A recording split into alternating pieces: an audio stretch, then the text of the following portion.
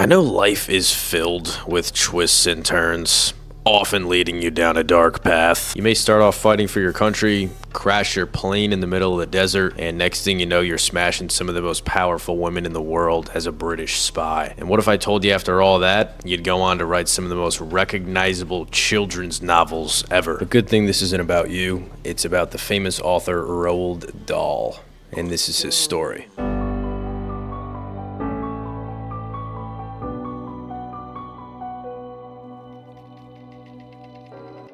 So our story begins when Dahl was born in 1916 in Wales.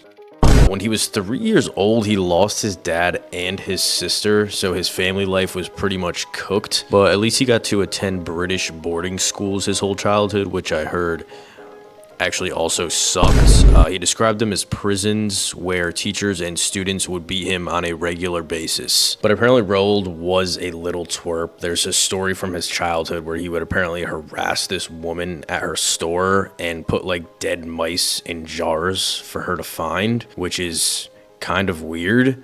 But the woman was apparently his lead inspiration for the novel The Witches. I'm assuming she was probably fat and ugly, so she deserved it. Anyway, time went by, Roald grew up and got himself a good education, so it's time for him to use it and get to writing.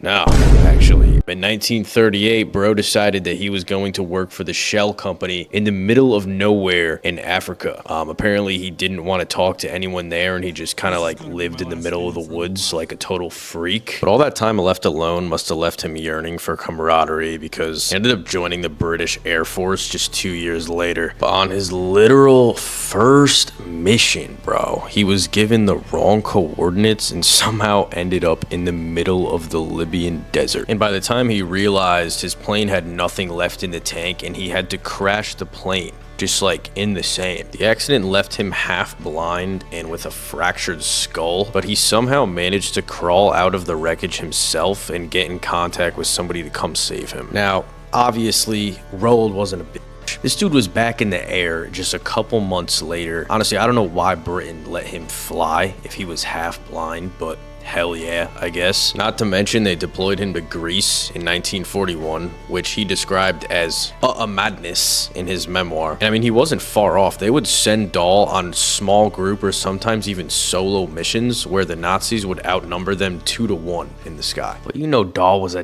dog. Mind you, with impaired vision and a boof-ass skull. During just 6 weeks of combat, he was credited with 5 confirmed aerial kills and earned himself the title of Ace. That's what I'm talking about! That's why he's the MVP! That's why he's the GOAT! The GOAT! Unfortunately, Dahl was grounded due to his injuries catching up with him, but his badassery was just getting started. So in 1942, Britain was like, oh, we need help. We need help from other countries to help us win the war. Insert Roald Dahl.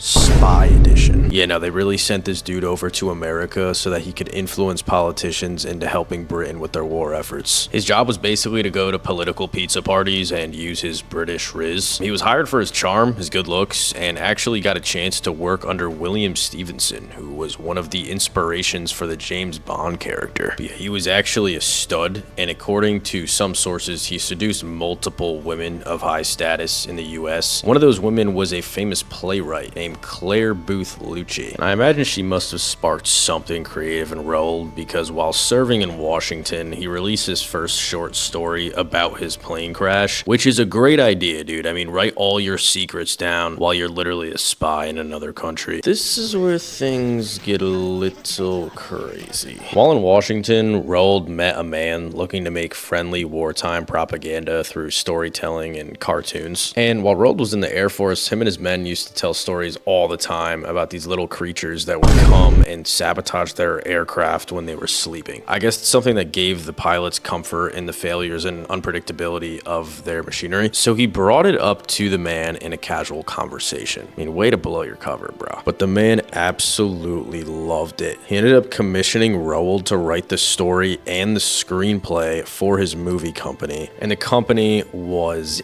Disney. So yeah, he just casually buoyed up with Walt Disney and released a generational banger while he was a spy in our country, bro. And from here, Roald's career just took off. The Gremlins movie unfortunately never got released because it was too dark for kids, which I think is kind of racist, but it was the 40s, so I don't know. Anyway, the 40s and 50s, he became world renowned for his dark stories for adults. They could have been seen in major magazines like Playboy and The New Yorker on a regular basis. I mean, I don't think anyone was buying Playboy for the stories, but anyway, it wasn't until the 1960s when Roald's life and literature took a very unexpected turn. All within 3 years, his son Theo suffered brain damage from a car accident, his daughter died from measles at the age of 7, and his wife suffered major strokes, leaving her immobile and mute for a good chunk of their relationship. And as fucked up as it is, this is when Dahl started dropping